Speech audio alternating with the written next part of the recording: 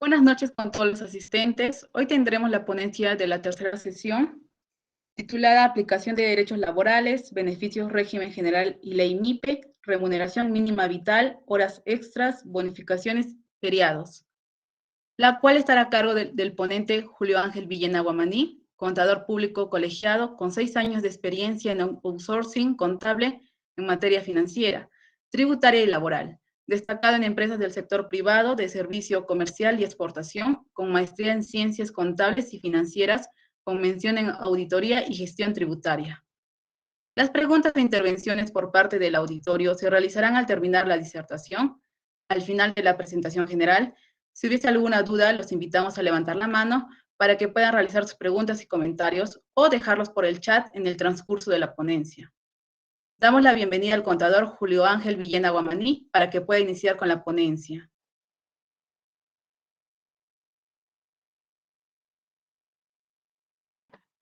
Muchas gracias, estimada. Buenas noches con cada uno de ustedes, estimados, estimadas.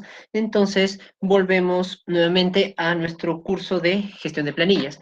Para esta oportunidad, permítame compartir mi pantalla para poder tocar los temas asignados en la presente sesión.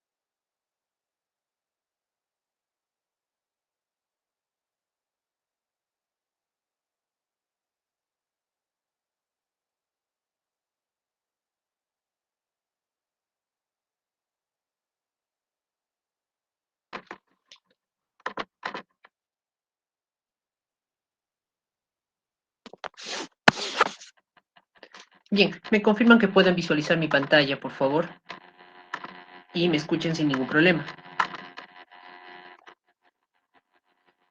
Sí, podemos observar.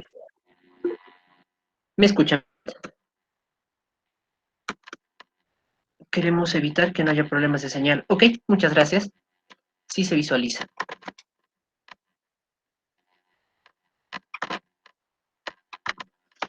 Bien, estimados, entonces comenzamos. De acuerdo a lo que hemos estado viendo en la consecución de las sesiones, hemos estado viendo la conceptualización de las normas que amparan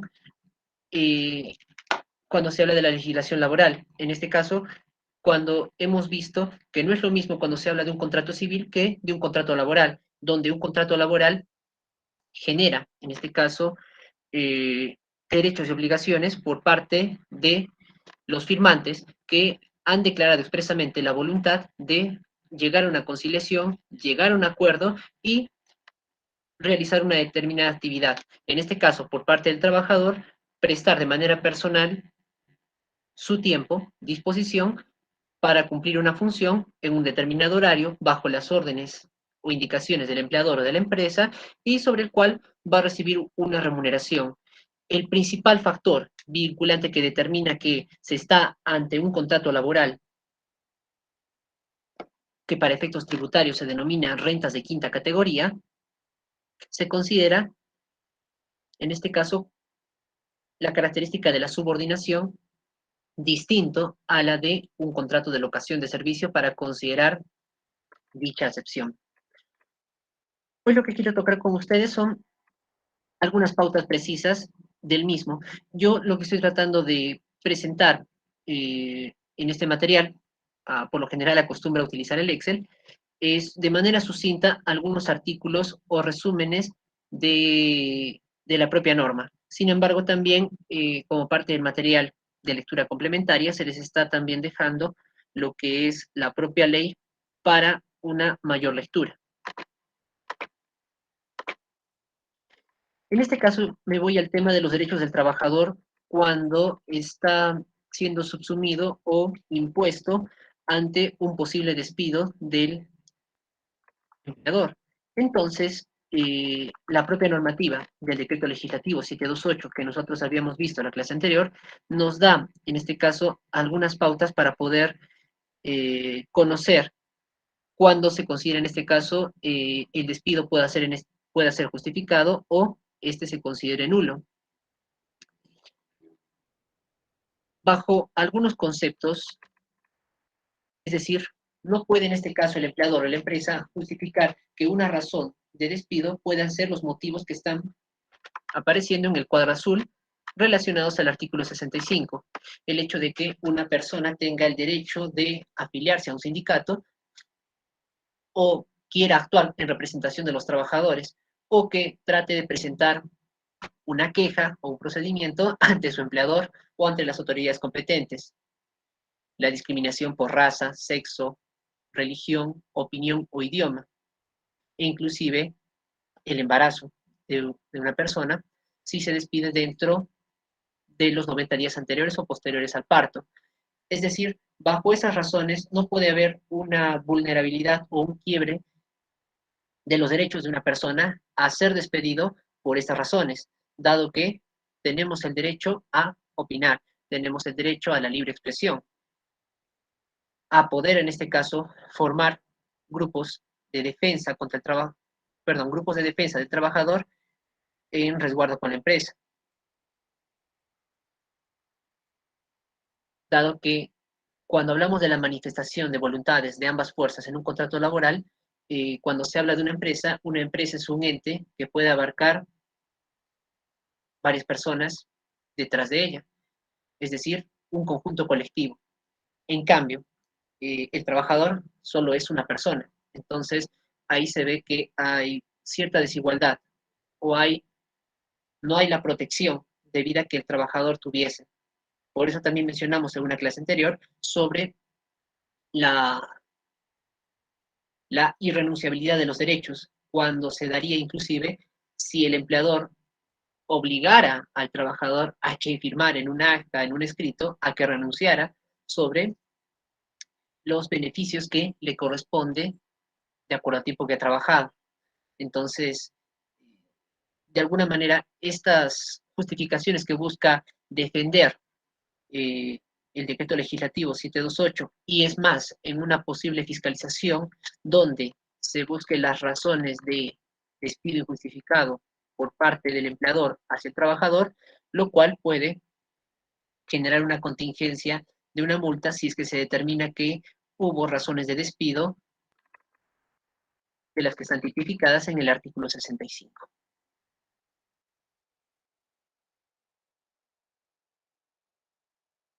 Asimismo, también menciona el artículo 72 que en caso de ser injustificado o no tenga motivo o razón de ser, el trabajador puede denunciar alternativamente su reposición en el trabajo o el pago de una indemnización, lo que en este caso se considere por parte del mismo.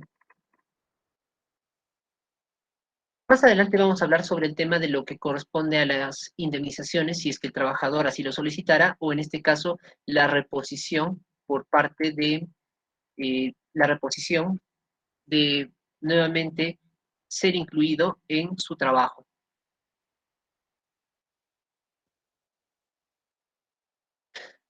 Y lo que vemos en el artículo 73 es cuando estamos ante actos de hostigamiento por parte del empleador. Permíteme revisar si es que había algo pendiente. Ok. En cuanto al artículo 73 sobre los actos de hostilidad por parte de la empresa. En este caso, como menciona el propio artículo 73, si es que subiera alguna de las causales por las que el trabajador está padeciendo actos de hostilidad, entonces él podrá optar por accionar para que cese esa hostilidad, efectuando una demanda,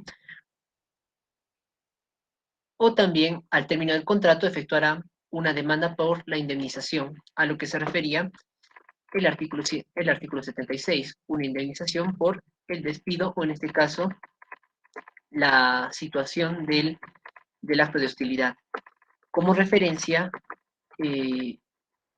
considerarían actos de hostilidad los que están tipificados en el artículo 66. Aquí tenemos algunos ejemplos. El hecho de que de los 10 trabajadores que estuviesen en el campo administrativo, solamente le pago a 9 y a ese trabajador no le pago, o adrede se retrasa el pago de este trabajador sin motivo, sin justificación. De un momento a otro, por imposición del empleador, yo efectúe la reducción de sus sueldos sin haber acordado con ellos, sin haber hablado de por medio, sabiendo que en un contrato inicial había una cláusula que especificaba sobre cuánto era la remuneración y los horarios de trabajo, y el empleador de manera unilateral, es decir, por su propia voluntad, sin previo acuerdo, conversación con el trabajador, efectúa una reducción inmotivada del sueldo. Así como también, y ha pasado también cuando dicen que una empresa a la que uno labora y al término del mismo no percibe en este caso los beneficios sociales que le correspondían a pesar de haber estado en planilla, y todo por un desconocimiento del mismo. Había una pregunta sobre ese tema en la primera clase, donde todo trabajador que ingresa tiene que entrar a una inducción o una capacitación donde se da a conocer cuál es la situación de la empresa y a qué régimen se encuentra, para que también el trabajador tenga conocimiento de cuáles son sus derechos y beneficios que le correspondan, a fin de evitar, en este caso, este tipo de problemas más adelante. Eh, el otro ejemplo de acto de hostilidad, por ejemplo, cuando yo quiero trasladar al trabajador a un lugar distinto, donde habitualmente trabajaba, con el fin de generarle perjuicio. En este caso, ahí tendríamos que verlo por el tema de la vía remota. Si hay trabajadores en el campo administrativo que, en este caso, pueden efectuar su función de manera remota y que también puedan estar efectuando su labor de manera presencial. Aquí eh, sería injustificado, tal vez, que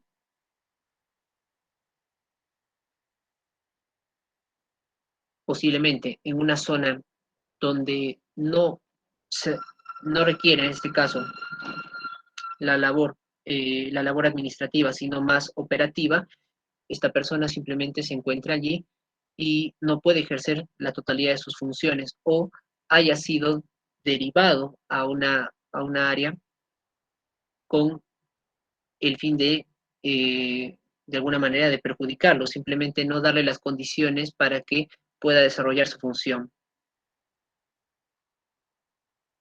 Al igual que también actos de hostigamiento se considerarían todo acto que amerita, en este caso, la discriminación por razón de sexo, raza, religión, opinión o idioma.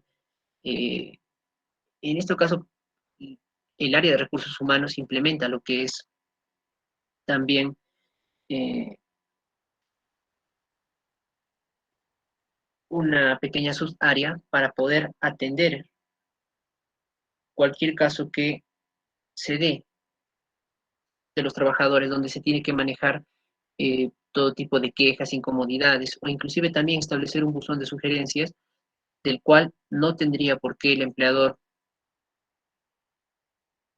decir que eso no está permitido. Por el contrario, está permitido. Se supone que nosotros tenemos que trabajar en un ambiente laboral propicio, positivo, y si es que hay algo que uno como trabajador puede ver que no está bien y que tal vez el empleador no lo ha visto, o se ha dejado un punto de fuga, cerrar ese punto de fuga y reestructurar, de ser necesario, las bases para poder evitar que eso nuevamente vuelva a ocurrir.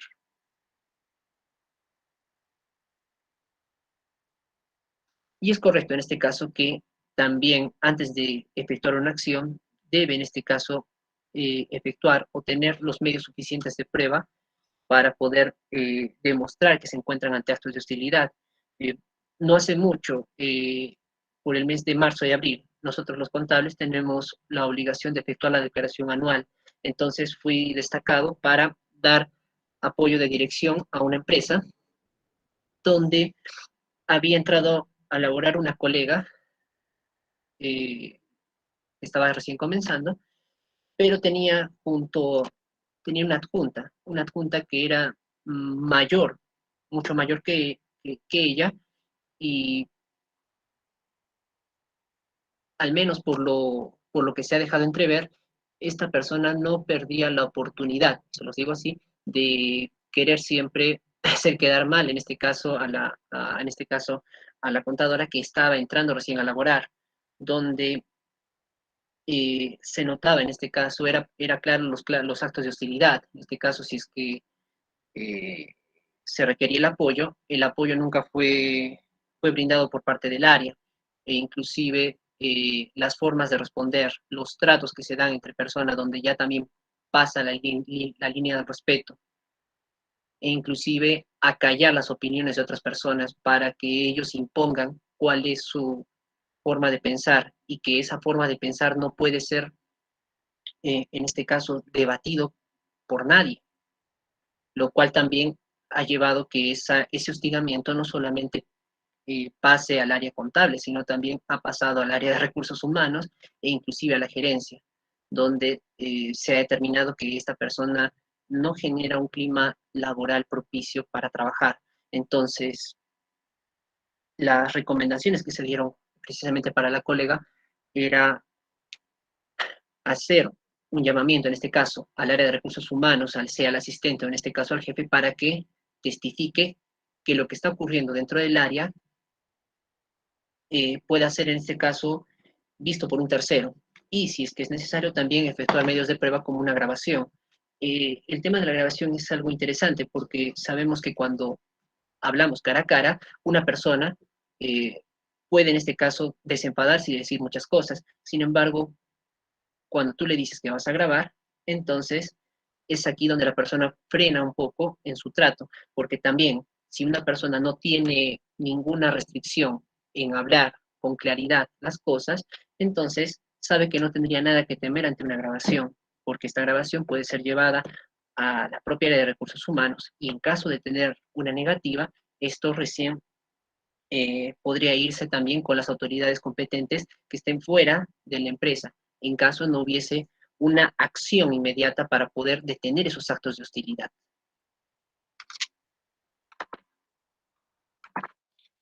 Solamente, estimados, estimadas, como una pequeña introducción con respecto a estas situaciones, son cosas y casos que también se dan en la vida práctica. Lo positivo de esta historia es de que los actos de hostilidad cesaron, es decir, la colega pudo en este caso ponerse fuerte, porque esa es la palabra, no tener que en este caso ceder ante ante la, ante la predisposición de la otra persona para que cesen este tipo de actos, donde de alguna manera se ha podido controlar eh, esa situación y a pesar de que a esta persona, en este caso la adjunta, fue destacada para otra área, se manifestaron los mismos síntomas. Entonces, simplemente lo que hizo la empresa es esperar que su contrato rescindiera para simplemente ya no volver a contar con sus servicios. Las experiencias nos sirven de algo, nos ayudan en este caso a que si hemos pasado por una situación así, puede en otros trabajos ir una situación peor o mejor, pero ya de alguna manera llevamos una experiencia eh, de trabajo, de vida, que nos ayude a tomar en este caso las acciones necesarias para evitar este tipo de actos, porque a veces podemos estar padeciendo ello y simplemente seguir tomando y tomarlo como una costumbre, lo cual eso ya no es saludable para una persona.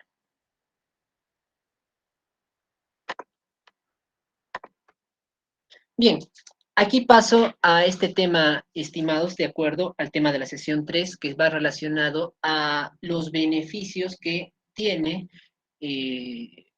una persona que entra a planilla de acuerdo al régimen laboral de la empresa. Si nosotros como derechos reclamamos reclamamos en este caso la indemnización o la reposición por el daño o perjuicio, entonces previamente se tenía que conocer cuáles eran cuál era en este caso el régimen laboral al cual está inscrito la empresa. Es decir, que cuando una persona labora en una entidad, no necesariamente va a tener los beneficios sociales de ley completos, van a haber ciertas restricciones. Y es aquí donde yo les estoy presentando el Decreto Supremo 013-2013 produce, donde este Decreto Supremo te habla sobre los beneficios de la ley MIPE. En este caso, cuando vemos el término MIPE, nos referimos a los términos de las entidades que se consideran como micro y pequeñas empresas. Son unidades económicas constituidas ya sea por personas naturales como nosotros o personas jurídicas bajo cualquier forma de organización.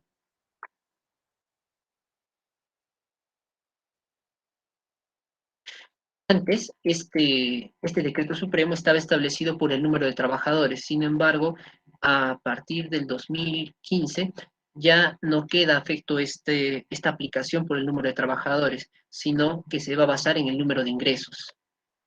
Aquí, como podemos ver, tenemos aquí una clasificación de 3 columnas, de la microempresa, de la pequeña empresa y del régimen general. Microempresa se va a considerar aquella empresa que genere hasta 150 UITs de ingresos. Es decir, tomando en cuenta que la UIT para el año 2022 es igual a 4.600 soles, entonces la microempresa se considera aquella unidad económica constituida por una persona natural o jurídica que genere ingresos hasta 150 UITs. Entonces, 150 UITs por 4.600 nos va a dar 690.000. Es decir, solamente vamos a estar considerando por tema de ingresos, de acuerdo a la capacidad o a la generación de ingresos que realice una empresa, va a poder estar acogido dentro de esta categoría, en este caso, en el régimen de la microempresa. Si los ingresos de esta empresa fueran mayores, entonces ya no sería considerado que están trabajando en una microempresa, sino en una pequeña empresa.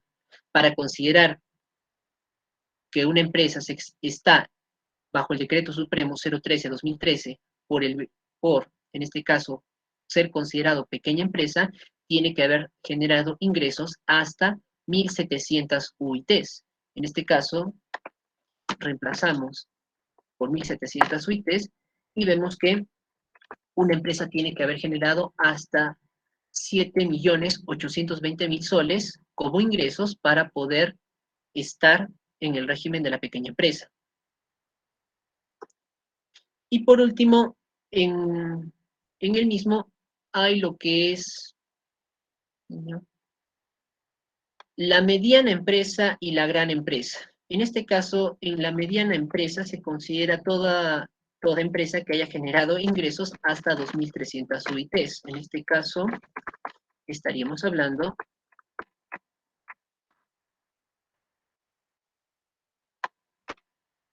de 10 millones. Eso para las medianas empresas. Y también tenemos a la gran empresa, aquella empresa que puede generar más de esos 10 millones. Por el tema de los beneficios sociales que nos apoyan en la ley MIPE, van direccionados para aquellas empresas que se encuentren en la microempresa y en la pequeña empresa.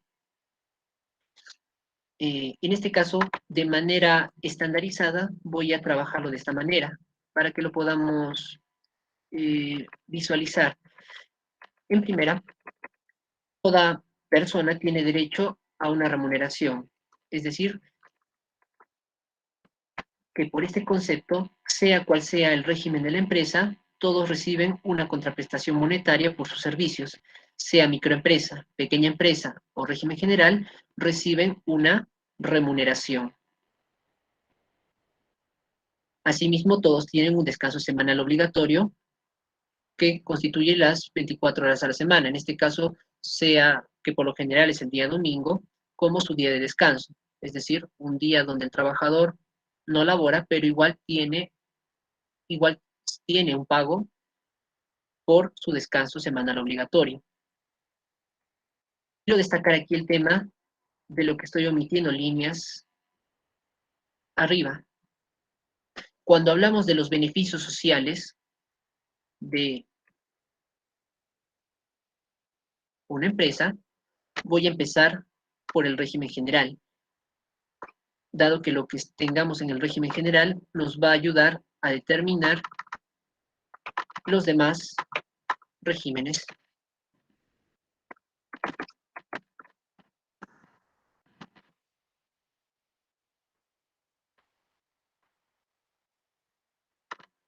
En el régimen general, ¿cuáles son esos beneficios sociales que se tienen? Aquí tenemos el beneficio de la CTS, de la gratificación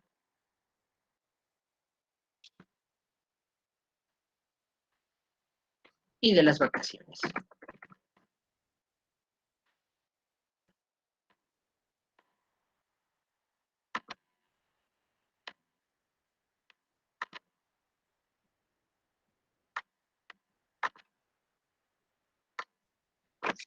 Para las empresas que se encuentran en este régimen general, tienen la obligación de cancelar las 3 obligaciones sociales, tanto lo que es la CTS, la gratificación y las vacaciones. En este caso, tanto la CTS como las gratificaciones y las vacaciones van a tener un equivalente al sueldo que percibe el trabajador. En este caso, pongámoslo de esta manera, y es un ejemplo. Si establecemos que para una persona que hubiese una remuneración de 2.000 soles,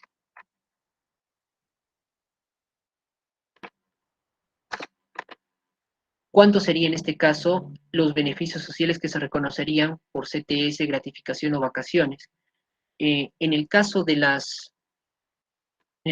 CTS, la norma te dice que la CTS equivale a una remuneración más un sexto de la última gratificación. Estos conceptos de los beneficios sociales los vamos a ver más adelante, pero la norma te dice que tiene que ser equivalente a un sueldo. Pongámosle 2.000. La gratificación también tendría que ser equivalente a un sueldo. Por eso también tiene el mismo importe. Y por último, las vacaciones. Se dice que una persona gana el derecho vacacional cuando ha cumplido un récord de horas o días trabajados. En este caso, si ha llegado a cumplir ese récord, entonces tiene derecho a que en un mes, es decir, 30 días, pueda no asistir, no trabajar y aún así reciba una remuneración. En este caso se le da una remuneración equivalente a su sueldo cuando ha trabajado, en este caso cuando, claro, ha trabajado un récord completo y tiene en este caso el derecho a una remuneración completa equivalente a 30 días.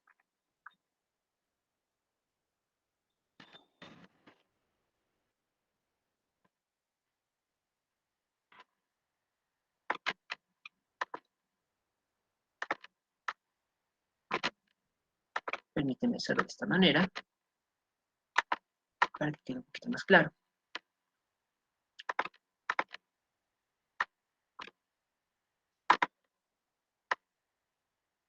¿Qué pasa si yo hablo en este caso por una empresa del régimen general, es decir, donde sabemos que los ingresos de una empresa son altos? Pero ¿qué pasaría cuando estemos hablando de una empresa que está acogida al beneficio del decreto supremo de la ley Produce, donde por el nivel de sus ingresos no es una empresa del régimen general, sino es una micro o una pequeña empresa?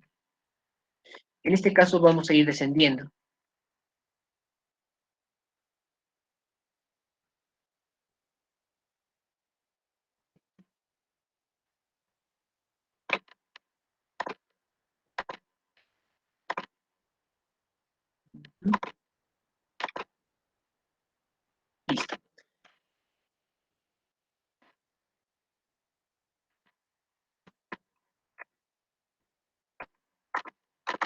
veámoslo por el régimen de una pequeña empresa.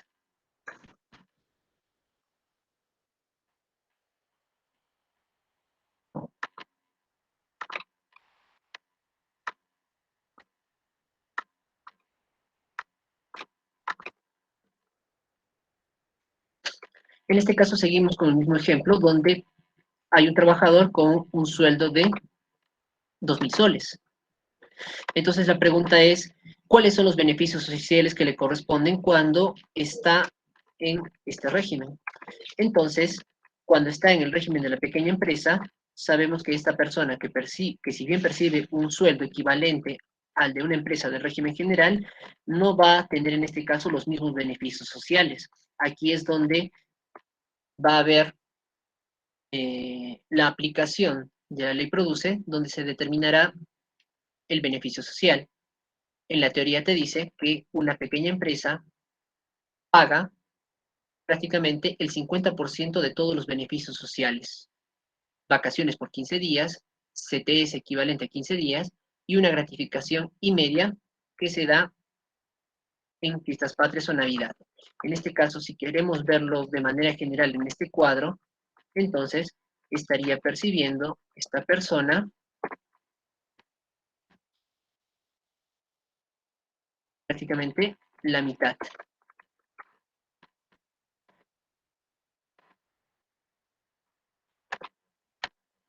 Media CTS, así como también media gratificación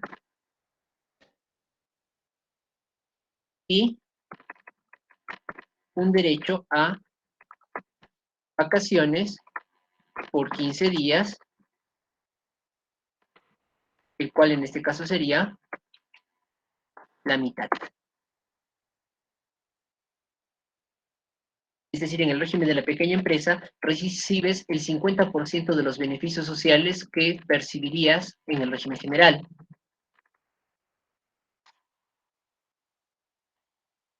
Y esto en parte es una lógica de que si estamos hablando de una empresa que recién está generando actividades, paulatinamente, mientras va generando ingresos, entonces también va a haber un reconocimiento por parte de las remuneraciones que se tiene que reconocer para con los trabajadores.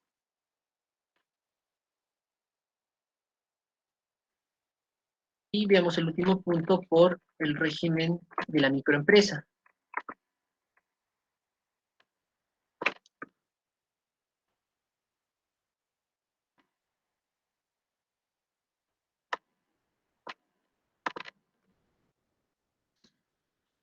En este caso, el régimen de la microempresa,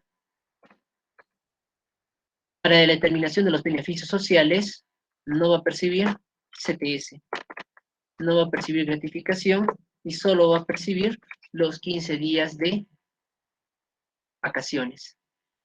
Entonces, si nuevamente reestructuramos el nivel de ingresos que genera una empresa, solamente las empresas que generen hasta 150 OITs como ingresos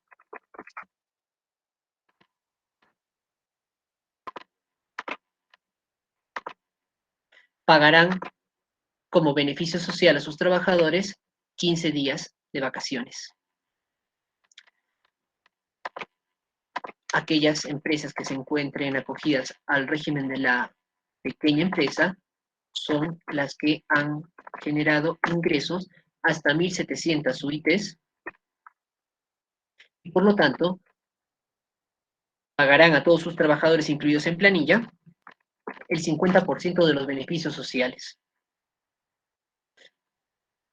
Y cuando se hable de una empresa que genere ingresos mayores a los que están establecidos líneas abajo, entonces percibirán todo beneficio social completo. Eso en base a los ingresos que genera una empresa. De aquí vendría la duda de cómo saber o cómo puedo acogerme en este caso o cómo en este caso la empresa se acoge a este beneficio de la ley MIPE.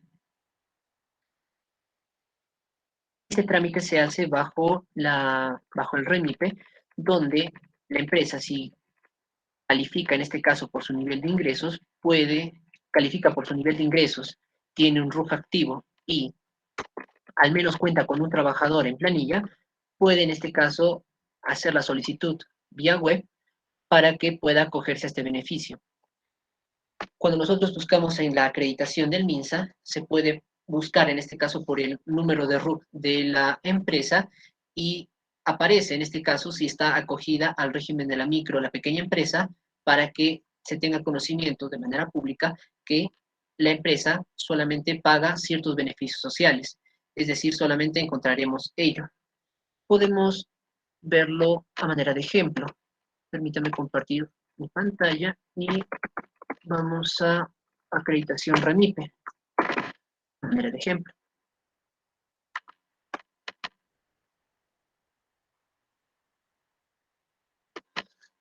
Estoy en la página del Ministerio de Trabajo donde he puesto la consulta REMIPE. En este caso voy a colocar un RUC, voy a poner buscar, y líneas abajo aquí me aparece lo siguiente. Registro Nacional de la Micro y Pequeña Empresa. Esta empresa se encuentra acreditado como pequeña empresa y ha sido acreditado desde septiembre del 2015. Actualmente su situación es acreditado, significa que es vigente. Líneas abajo se encontrará también lo que es la acreditación como microempresa. En este caso, aquí no figura, solamente está figurando lo que es la pequeña empresa. ¿Eso qué significa? Que todo trabajador que entrase a laborar a esta entidad solamente percibirá el 50% de los beneficios sociales. De alguna manera puedes hacer esta búsqueda, si es que estás laborando en una empresa, para poder, en este caso, conocer cuáles son los beneficios sociales que corresponden como tal. Como indiqué, por parte de la empresa que está iniciando, lo que busca de alguna manera es poder acreditar o en este caso eh, bajar en este caso los costos que tengan al iniciar una actividad. Y aquí lo estamos viendo desde ambas perspectivas, la perspectiva por parte del empleador y por parte del trabajador. El empleador que recién está comenzando con una actividad o negocio y busca, en este caso, como empresario, poder minimizar los costos para poder generar ingresos de manera paulatina, es por ello que se permite que estas empresas puedan acogerse a la microempresa y pagar a sus trabajadores hasta solamente el beneficio de las vacaciones, que cuando vayan generando más ingresos de manera paulatina y estos llegasen a exceder estas 150 UITs, pero no excedieran las 1.700 UITs, pueden en este caso, no, deben reconocer en este caso los beneficios sociales mencionados a razón de un 50%. Y pasado en este caso un determinado tiempo, cuando esta empresa haya superado esa barrera de los ingresos, recién reconocer todos los beneficios sociales completos. De alguna manera se está vinculando que mientras la empresa va generando ingresos, va reconociendo los beneficios sociales de manera paulatina hasta que lleguen a ser completos para los trabajadores. Esto, claro, se puede decir que es una ayuda colectiva. Estamos trabajando para poder generar ingresos y que esos ingresos nos ayuden, en este caso, a superar la valla, nos ayuden a tener un sostenimiento como empresa y que pueda reconocerse en este caso los beneficios sociales que correspondan por ley. Ahora, queriendo ser enfáticos en este punto de la ley MIPE, puede darse el caso que una microempresa ya superó en este caso sus ingresos, las 150 UITs, de manera consecutiva. Entonces, la norma también se ha amparado a ello, el cual ha tipificado que la empresa puede en este caso mantenerse en el régimen de la microempresa durante 2 años consecutivos y que de manera adicional puede en este caso mantenerse en ese régimen. Es decir, aquí tenemos que si la microempresa o el empresario que está como microempresa llegase a superar esas 150 UITs de ingresos, entonces en este caso puede mantenerse en ese régimen si es que ha superado durante 2 años consecutivos se le da un tercer año para que pueda seguir manteniéndose en ese régimen, pero a partir del año siguiente ya le correspondería subir de categoría, subir de régimen. En este caso, la pequeña empresa, si por 2 años consecutivos ha superado los niveles de venta, es decir, las 1.700 suites, entonces la norma también prevé que la empresa pueda mantenerse en ese régimen hasta por 3 años. Y recién en el cuarto año ya pasaría a reconocer los beneficios sociales completos. Es decir, la ley MIPE, en las excepciones, permite que cuando una empresa supere, en este caso, el nivel de ingresos, se le dé 1 año de prórroga o 3 años de prórroga, dependiendo de la categoría en la que se encuentre, para que pueda mantenerse en dicha categoría y poder seguir pagando a los trabajadores esos mismos beneficios sociales.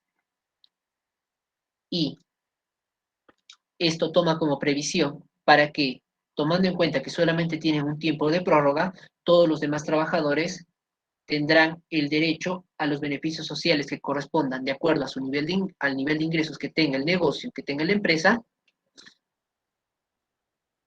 cuando se aplique en este caso, cuando ya no sea en este caso, ya no se dé en este caso, haya superado en este caso el tiempo máximo del mismo.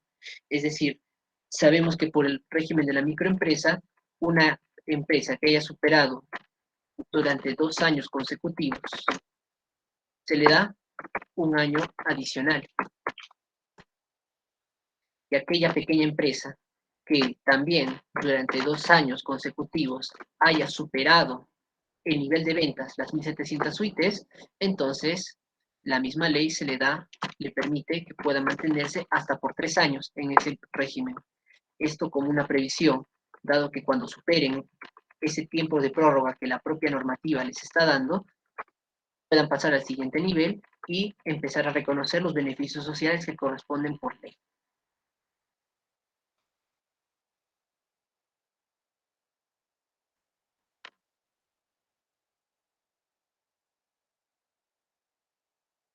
Lo que he mencionado líneas abajo está también puesto en lo que hemos mencionado de vacaciones, CTS o gratificación. Vacaciones a razón de 15 días al año como microempresa. En el caso de la pequeña empresa, percibe los 3 beneficios sociales a la mitad, al 50%, y del régimen general percibe los beneficios sociales de manera completa.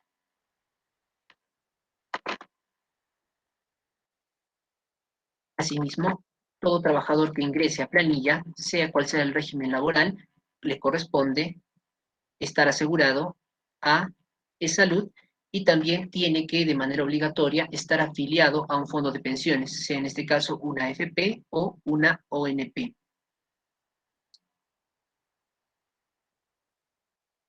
Asimismo, también, cuando se habla de la indemnización por despido arbitrario, que en este caso es un derecho que habíamos mencionado en el apartado anterior, donde se muestra que cuando una persona ha sido despedida, según el régimen de la empresa en la que se encuentre, hasta cuánto es lo máximo que puede solicitar, siendo en este caso para la microempresa 10 remuneraciones diarias por año, para para la pequeña empresa 20 remuneraciones diarias por año, y en el régimen general una remuneración y media por cada año.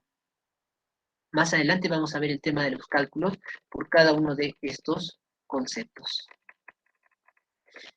Y en este cuadro que está supuestado, tiene en este caso la misma secuencia, solo que en vez de tener las 3 columnas por los 3 regímenes, en este caso solo estoy mencionando las dos, la de microempresa y la pequeña empresa, donde se muestra, bueno, de una manera más detallada cuáles son en este caso los derechos a los que tiene un trabajador. Tiene derecho a una remuneración mínima vital. La asignación familiar no es obligatoria que se le tenga que dar, pero es optativa, en este caso, para los que son MIPES. Para los que son no MIPES es obligatorio. al igual que también vemos que el tema de la CTS o de las gratificaciones no corresponde pagar cuando es microempresa, pero sí corresponde pagar cuando es pequeña empresa. Sí, en el caso de una CTS, a razón de un 50%, o en este caso, 15 remuneraciones diarias. Gratificación, que se puede considerar como una media remuneración. Y en cuanto a vacaciones, tanto la micro y la pequeña empresa sí perciben 15 días al año. Ambos también tienen el derecho a un descanso semanal obligatorio. Y también que si hubiese un feriado y no fueran a trabajar, se les pagara igual. Bueno, aquí hay más detalles con respecto a su jornada de trabajo, el cual está establecido también en la Constitución con 8 horas diarias o hasta 48 horas semanales, que también si el trabajador tuviese que elaborar fuera de su hora de trabajo, tiene derecho a ganar sobre el excedente de tiempo que está dando para su servicio, el cual va a tener una particularidad diferente. Asimismo, también hay una jornada especial cuando se tienen trabajadores que están laborando en tiempo nocturno, el cual es aplicable para cualquiera de los dos casos, sea una microempresa o una pequeña empresa. Justo en la sesión número 9 es donde mencionamos también el tema de la participación en las utilidades, donde aquí nos podemos anticipar que aquellas empresas que están en la micro, no hay obligación en este caso de responder por participación en las utilidades, más sí empieza a ser obligatorio cuando se habla de una pequeña empresa hacia adelante.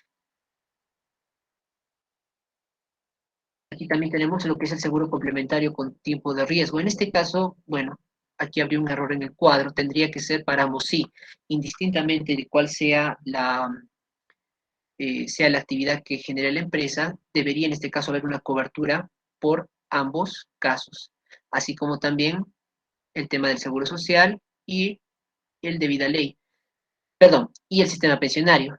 Y aquí también tendría que ser un cambio en cuanto al seguro de vida. Mencionamos en una primera clase, y esto ya para terminar, la primera parte, en que este seguro de vida solamente era obligatorio cuando el trabajador laboraba hasta por 4 años consecutivos para un mismo empleador. Es decir, 4 años he trabajado para una misma empresa. Entonces ya es obligatorio que esté asegurado, tenga un seguro de vida. Sin embargo, por situaciones que se dieron en el 2020, la normativa cambió y de ahora en adelante todo trabajador que ingrese a laborar a una empresa está asegurado desde el primer día, indistintamente, y eso es mi criterio, sea el régimen especial MIPE como micro, como pequeña empresa, tienen que estar coberturados con el seguro de vida ley.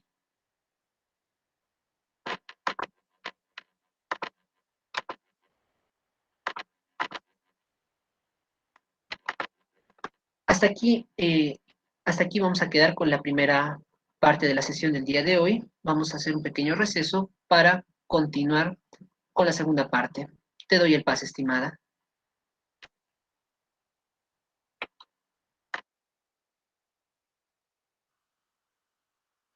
A continuación, daremos un pequeño break en el que presentaremos un video corto sobre nuestra empresa para que puedan conocer los servicios que ofrecemos.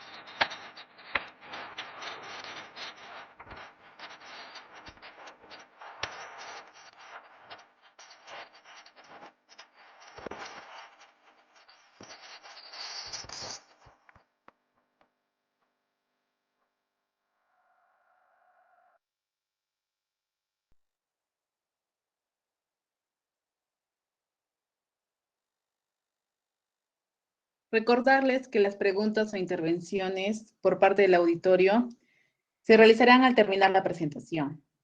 Continuaremos con la segunda parte de la disertación, por lo que daremos pase al contador Julio Ángel Villena Guamaní.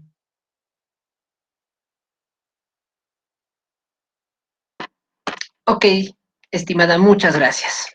Permítanme nuevamente habilitar mi pantalla para poder comenzar.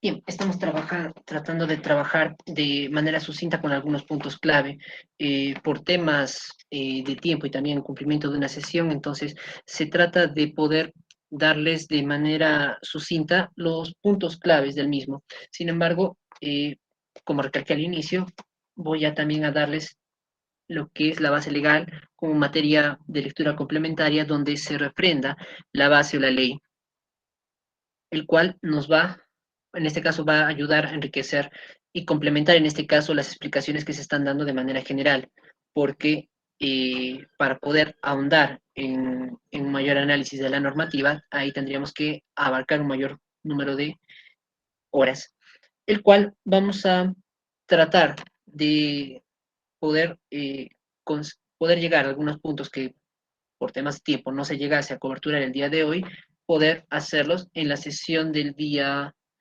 domingo, donde tenemos más tiempo. Bien, nuevamente estoy compartiendo mi pantalla y comienzo con lo siguiente. Voy a irme por el tema de las remuneraciones. Aquí nuevamente estoy rescatando el artículo 39 del decreto legislativo. Primero, confírmame que puedas visualizar mi pantalla y me escuches sin ningún problema, por favor.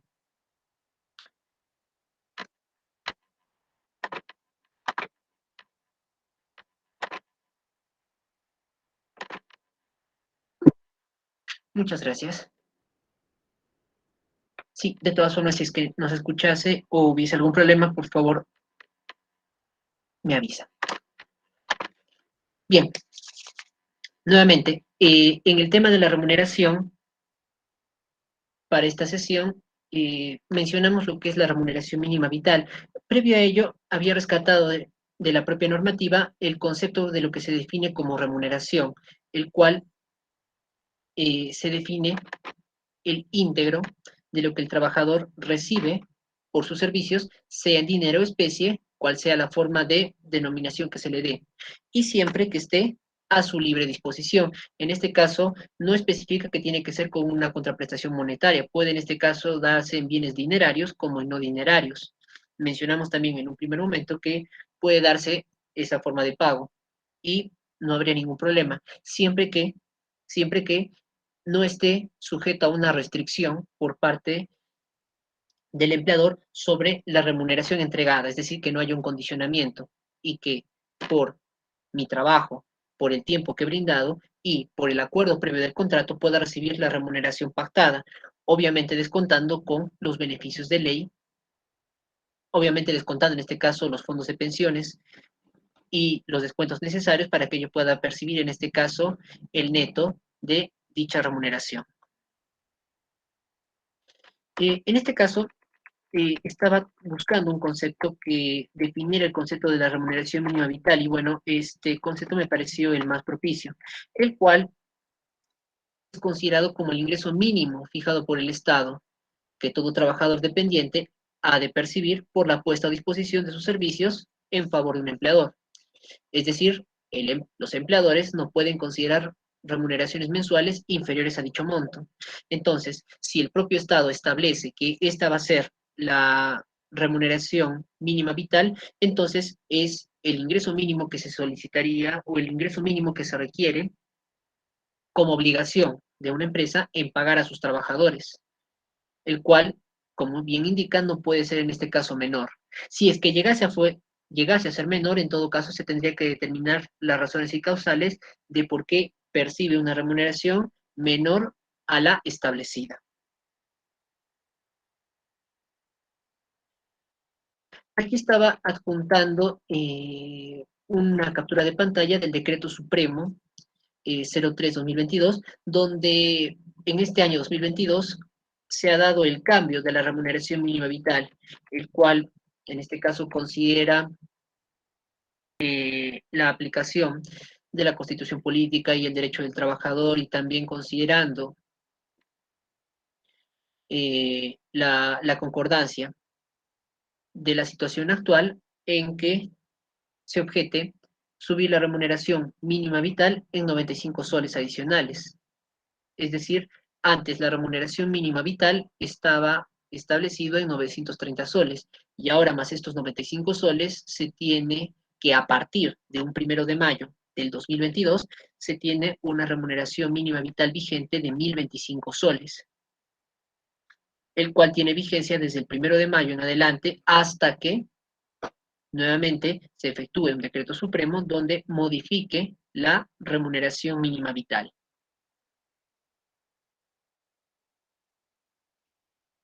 Líneas abajo también había consignado un pequeño cuadro donde se daba la incidencia de este incremento en el salario. Para ello iba a trabajar de esta manera.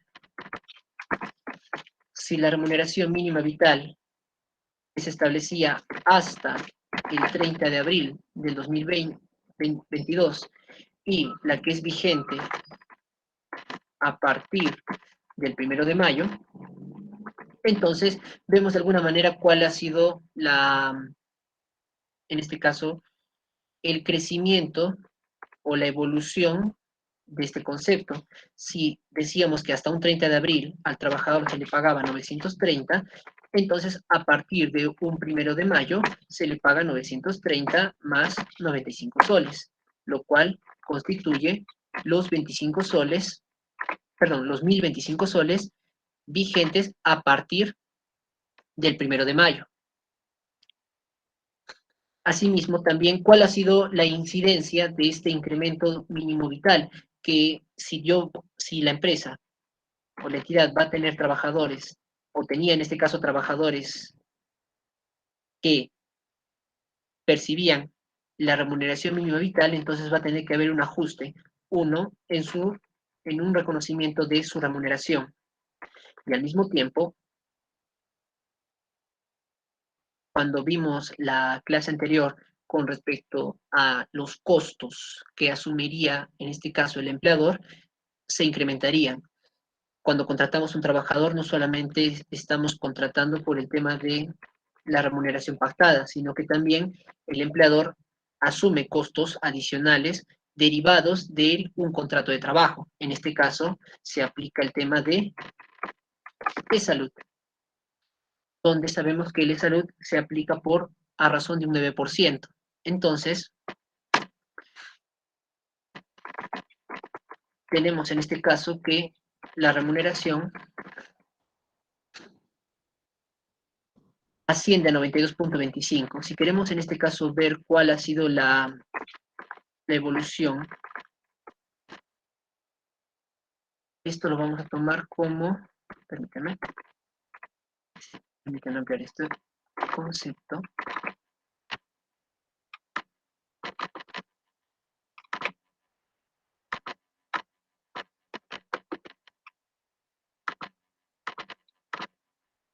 Aquí vamos a poner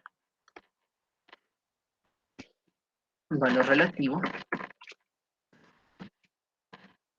Aquí vamos a poner valor absoluto.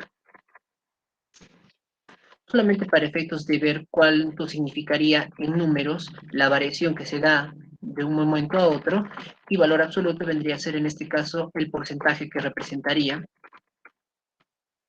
dicha variación.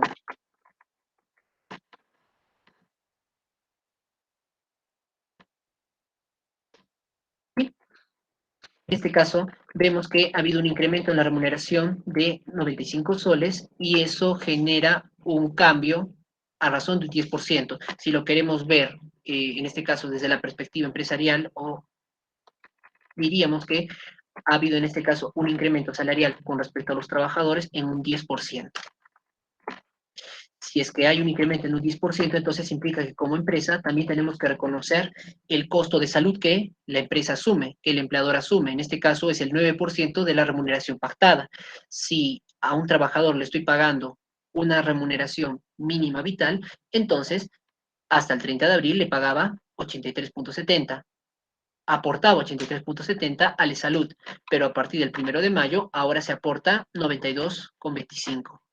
¿Cuánto representa ese cambio? En valor relativo, en números, 8.55. En valor absoluto, a razón de un 10%. En este caso, si también lo vemos por el tema de la ONP, en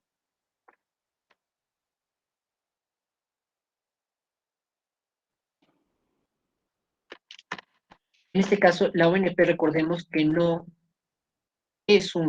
es en este caso un aporte del empleador, sino más bien es un descuento que se hace al trabajador, el cual es del 13% de la remuneración mínima vital establecida para efectos de este cuadro.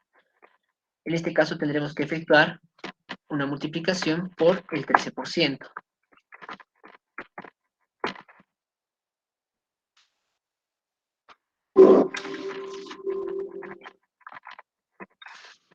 Y el cual la variación va a seguir en este caso siendo la misma.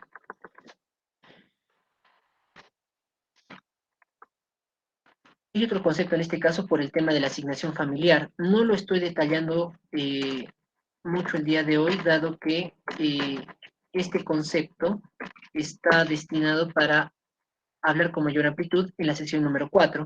Solo de manera general puedo decir que la asignación familiar es un beneficio que se le otorga a un trabajador cuando acredita hijos menores de 18 años o en este caso que acredite que esos hijos, a pesar de ser mayores de 18 años, acrediten todavía estudios universitarios hasta los 24 años. Esta asignación familiar se da a razón del 10% de la remuneración mínima vital. En este caso, si la remuneración mínima vital hasta el 30 de abril era de 930, entonces aquel trabajador que acreditaba que tenía hijos menores percibía, muy aparte de su planilla, 93 soles. A partir del 1 de mayo, ahora recibe 102.50.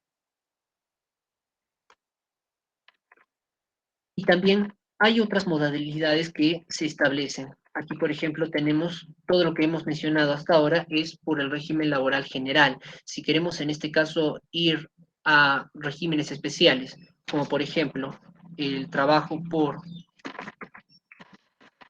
horario nocturno,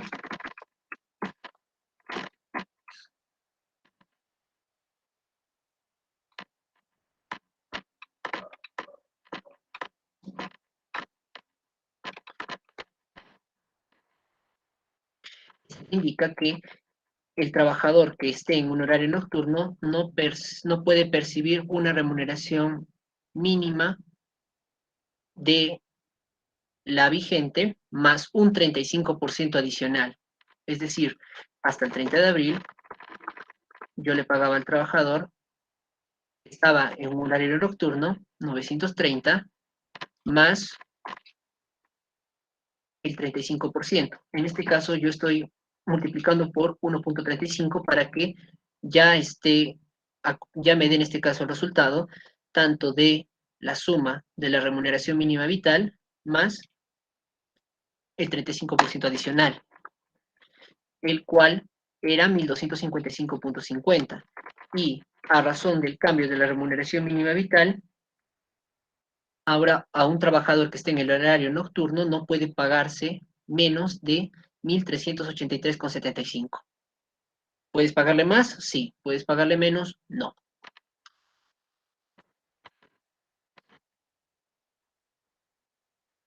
También tenemos otros regímenes particulares, como es en el caso del régimen minero. En este caso, para el régimen minero, se paga a razón de la remuneración mínima vital vigente, pero más un 25%. el cual hasta el 30 de abril era de 1.162,50 y a partir del 1 de mayo asciende a 1.281,25. Valores relativos, valores absolutos. Cuánto representa en cantidad y cuánto representa en porcentaje.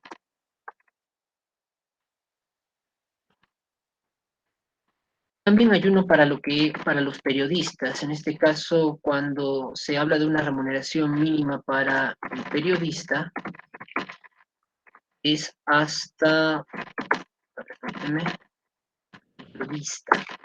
es hasta 3 remuneraciones mínimas vitales. Entonces, a los 930 lo multiplicaba por 3.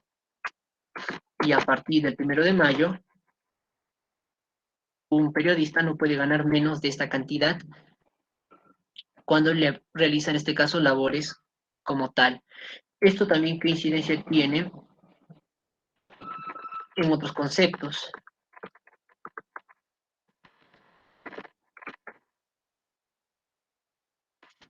Tenemos, por ejemplo, también el concepto de la asignación por movilidad,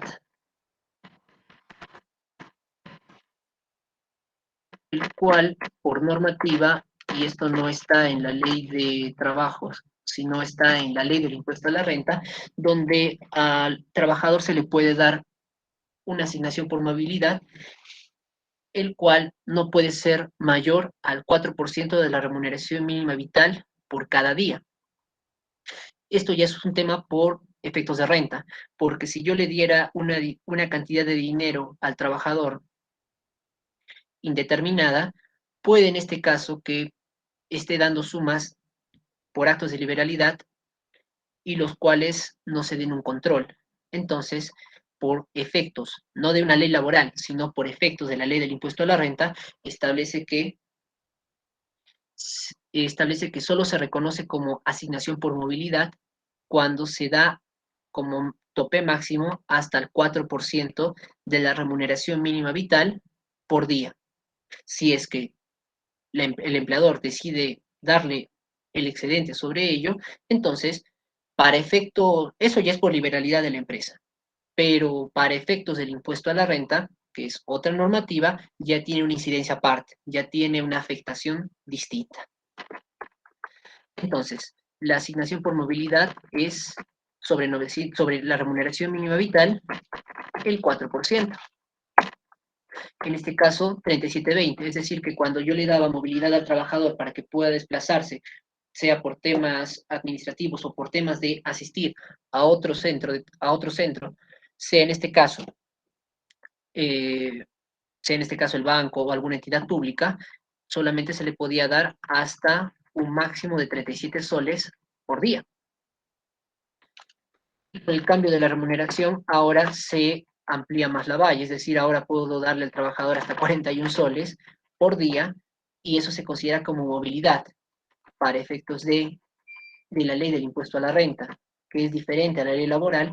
En este caso, estos 41, el excedente de esos 41 no sería considerado como gasto, ya sería un acto de liberalidad o un efecto financiero para la empresa de que da a sus trabajadores por encima de este tope, el cual eso ya es disposición, liberalidad de la empresa, pero en este caso, por efectos de una ley, tendría restricciones que el excedente por encima de los 41 sea desconocido, solo por efectos de una norma, más eso no implica que la empresa no esté prohibida de hacerlo.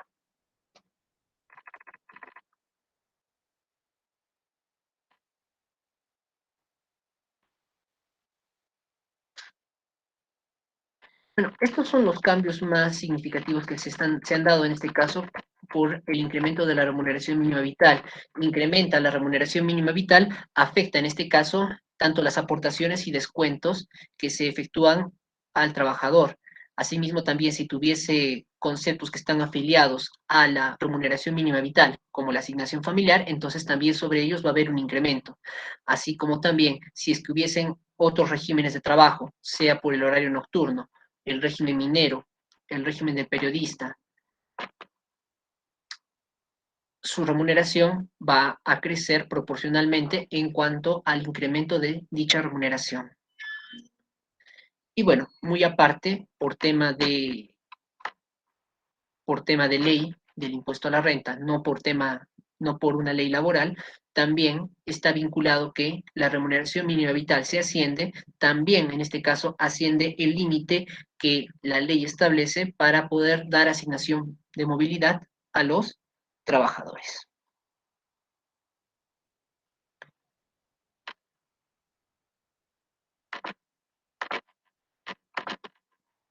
Por último, quería establecer con ustedes un pequeño caso. Vamos a ver si es que el tiempo lo permite. Lo que quería en este caso hacer es lo siguiente. Voy a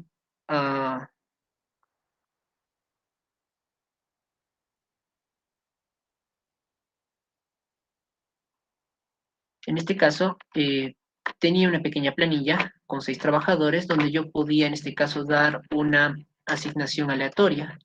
En este caso, vamos a ordenar al Excel para que me dé números al azar.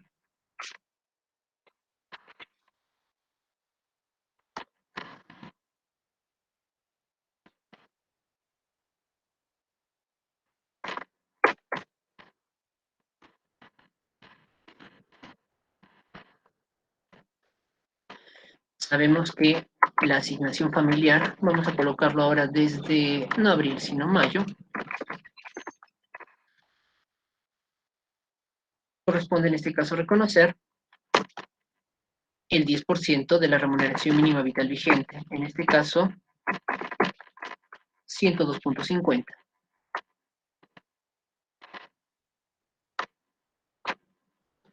Sea la movilidad de disposición, en este caso podemos establecer un monto cualquiera,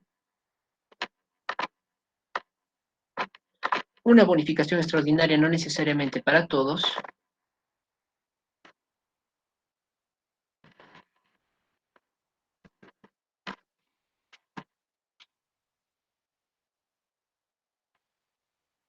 sobre el cual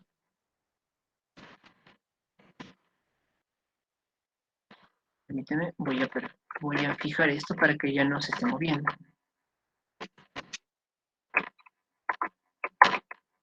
Vamos a ponerle aquí en algunos el mínimo.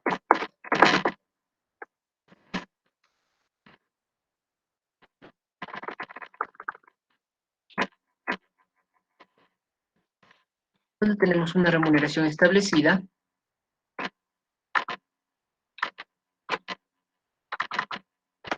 permíteme. Estoy totalizando.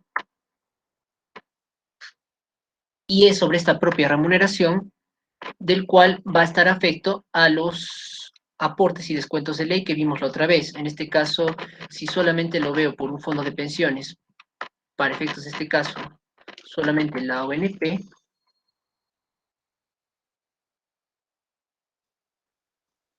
por el tema de la ONP, entonces calcularemos el 13% sobre dicha remuneración, así como también el tema de salud.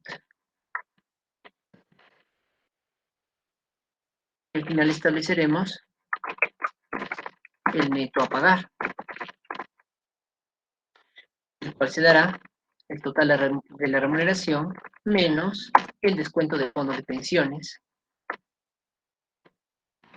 Sin embargo, no necesariamente todos los conceptos que están aquí van a ser considerados que están afectos o no al fondo de pensiones, o en este caso al aporte de salud. Es aquí donde vamos a tener que hablar de una regularidad que percibe el trabajador para que pueda, en este caso, considerarse como tal. Es cierto que percibe una remuneración, pero también tiene una asignación. La asignación que acredita por tener hijos menores, entonces ya le da el derecho de que se pueda considerar la asignación familiar como una remuneración regular y que sea computable para efectos de la ONP y para efectos de la salud. Asimismo, también tenemos la movilidad de libre disposición,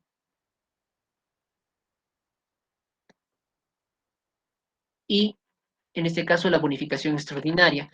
Este bono extraordinario, como sabemos que es eventual, no sería en este caso computable para efectos de determinar, en este caso, claro, para efectos de determinar que esté afecto al ONP o e-salud. Estimados, por efectos de tiempo, lo que quiero con ustedes hacer es terminar el tema de esta planilla para poder efectuarlo con más calma. Sin embargo, me adelantaré solamente a hacer lo siguiente. No necesariamente el total de la remuneración computable va a estar afecto al fondo de pensiones o al fondo de salud. En este caso, solamente consideraremos lo que regularmente percibe el trabajador. El trabajador percibe de manera regular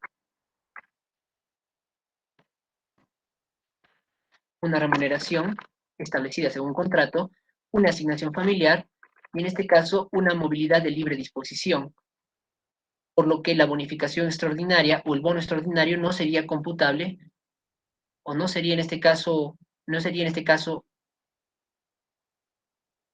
cálculo para la base del ONP o e-salud.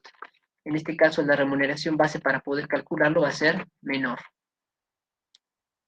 Si yo establezco ello, entonces este sería el descuento que se efectuaría por ley y al mismo tiempo este sería el aporte que se efectuaría por e-salud, el cual constituiría el 9% de la remuneración, de la asignación, de la movilidad de libre disposición, pero por el 9%.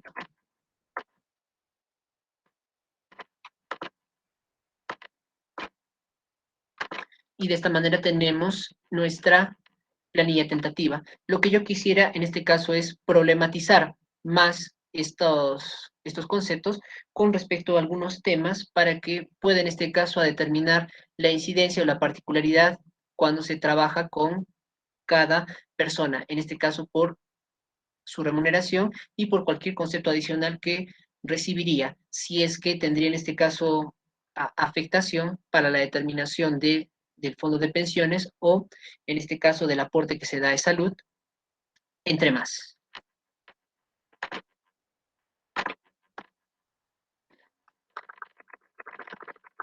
Por ahora voy a cerrar en este caso con esta planilla y lo que voy a hacer es en la primera, en la sesión número 4, empezar con este mismo dato complementando con algunos datos adicionales. Estimada, por el momento voy a quedar hasta aquí. Quisiera en todo caso, por efectos de tiempo, dar cabida a alguna pregunta para poder cerrar la sesión el día de hoy. Muy bien, agradecemos a nuestro ponente, al contador Julio Ángel Villena Guamaní, por la disertación brindada como parte del curso Gestión de Planillas de esta tercera sesión. Ahora pasaremos a la ronda de preguntas. Los invitamos a que puedan ir escribiendo sus dudas por el chat o leer las preguntas o mencionarlas.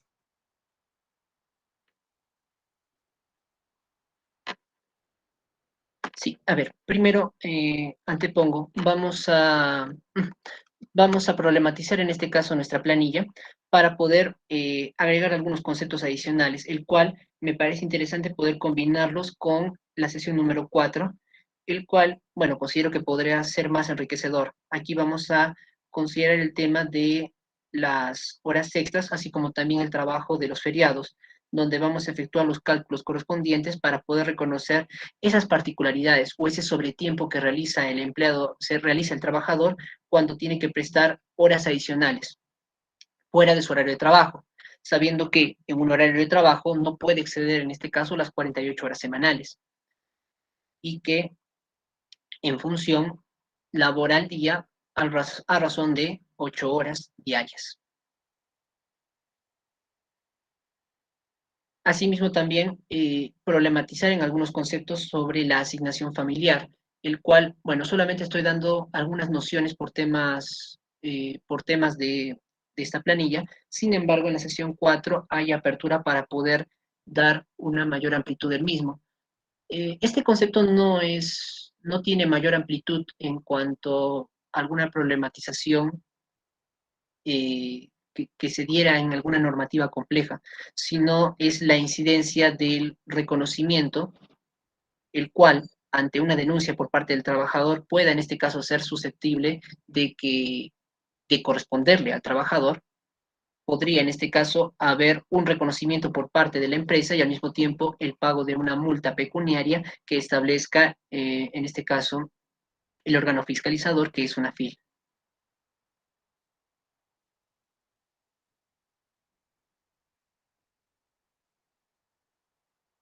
Quería saber en todo caso si al cierre de hoy, por efectos de tiempo, hay alguna pregunta por parte del auditorio.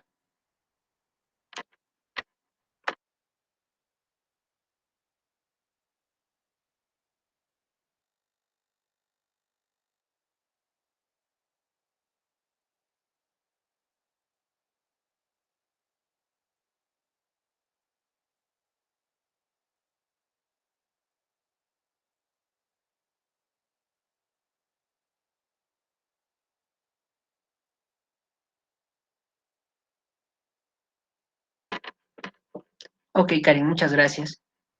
Héctor Fernández nos pregunta, si el sueldo mínimo subiera más, ¿estos montos se reajustarían de nuevo? Es correcto, cada vez que incrementa la remuneración mínima vital, entonces afectaría nuevamente en ajustar todos los costos y gastos necesarios, inclusive también los regímenes laborales que perciben sobre la base de la remuneración mínima vital. En este caso, habíamos puesto que el concepto que se daría de la remuneración mínima vital se considera el ingreso mínimo fijado por el Estado. Entonces, si el Estado, bajo un decreto supremo, como se ha dado para este decreto 03-2022, se tendría que en este caso considerar como base para dicho incremento.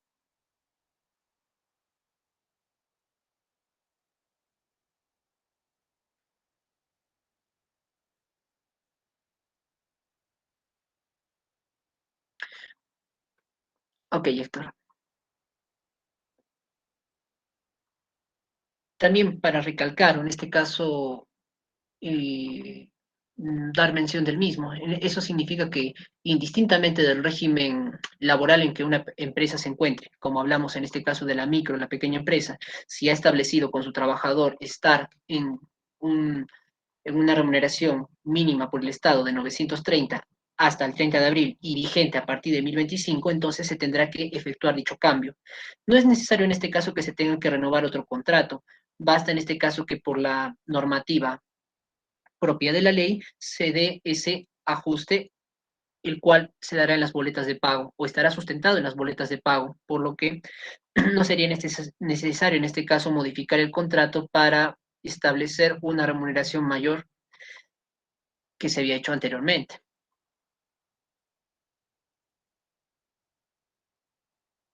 Bueno, tenemos una pregunta por parte de Neri María Paza Vargas. En planilla en el sector minero, que es por régimen, ¿qué puntos resaltantes varía o es igual a todo lo mencionado?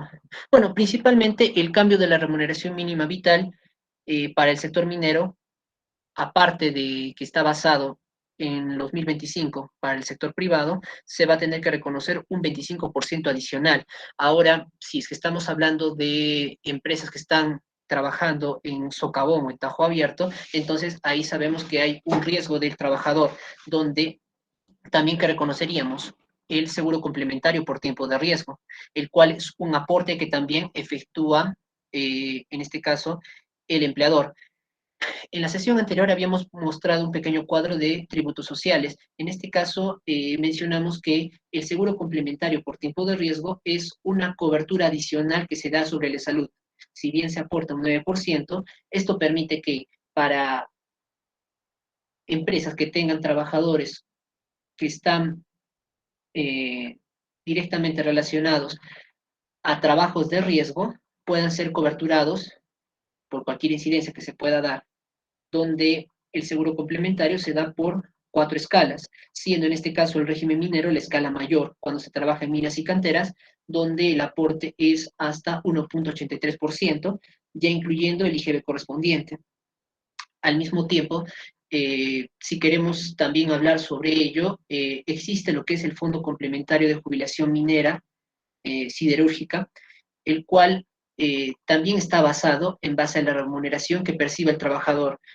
Si hablamos de un trabajador que percibe precisamente los 1.025 más el 25%, entonces, al haber un incremento de ese 25%, perdón, al haber un incremento de la remuneración mínima vital establecida por el Estado, entonces también significará que el aporte que se daba a este fondo complementario también se incrementará. Porque en esencia, el régimen minero tiene ciertas particularidades en cuanto a el pago de reconocimiento, pero lo que más destaca es el tema del trabajo atípico, el cual no está establecido que bueno, en este caso, un trabajador que labore en minero, en socavón, va a estar, en este caso, supeditado a que solo trabaje 8 horas. En este caso, por la misma actividad, va a tener que disponer más de ese tiempo. Es aquí donde se tiene que establecer un contrato del cual va a haber una modalidad atípica, donde va a responder más de las 8 horas, pero va a tener días de trabajo efectivos, pero también días de descanso efectivo, las cuales por la Constitución Política del Perú no podrá exceder más allá de las 48 horas. Es lo que podría responderte, estimada.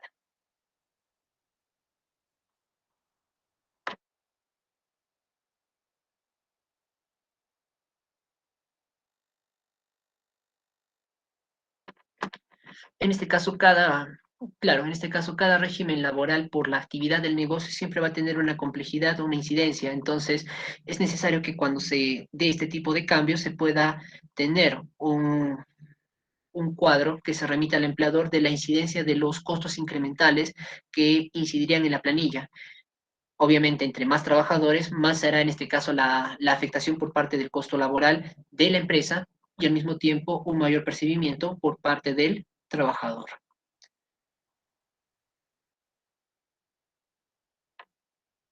No sé si hubiese alguna consulta adicional por parte de la plataforma que hoy día nos acompaña. En todo caso, si no, para ya cerrar hasta el día de hoy.